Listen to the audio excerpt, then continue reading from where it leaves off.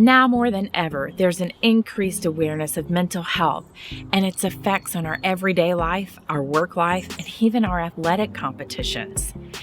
We sat down with a licensed mental health counselor, and today I'm going to share what she had to say about programs companies can implement for their employees, the proper way to address mental health in the workplace, and what you can do if you're struggling. Employer benefits can be a simple place to start. Providing adequate vacation and sick leave so an employee doesn't have to worry about missing work can go a long way. Dig into your healthcare provider plan.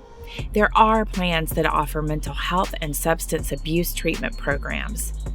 Outside of that, employee assistance programs or benefit programs that assist employees with personal problems and/or work-related issues that may impact their job performance, health, mental, and emotional well-being. Consider engaging programs such as health and wellness incentives, health competitions, screening clinics, and free wellness classes such as yoga and aerobics. There's no perfect fit for everyone. Make sure to have materials available for all employees, such as brochures, flyers, and videos about the signs and symptoms of poor mental health and opportunities for treatment. As a manager, work toward developing an environment where there's a healthy balance between performance and employee health and well-being. Create a culture where it's okay to discuss mental health. You can do this by incorporating time for personal check-ins. Provide members of your team a one-on-one space to be open if they need to bring up personal matters.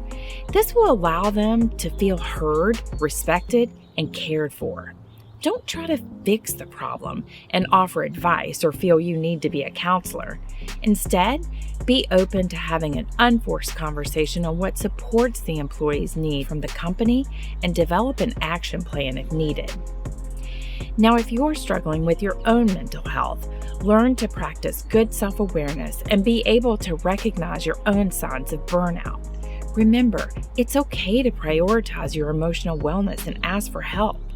If you're comfortable, be open with your supervisor and try to create a self-care plan so that your work performance won't be impacted. Opening up gives both sides an opportunity to talk about any support or changes you might need. If you feel you can't have a conversation with your boss, you may want to seek out a member of HR to discuss options and resources. It's very important to note you are not required to share specific details or diagnosis when requesting support from your employer.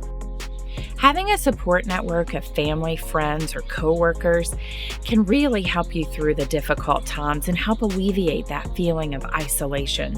Mental health is just as important as physical health. Now, we've linked some supporting resources in the description below. Remember, be kind to others and also yourself.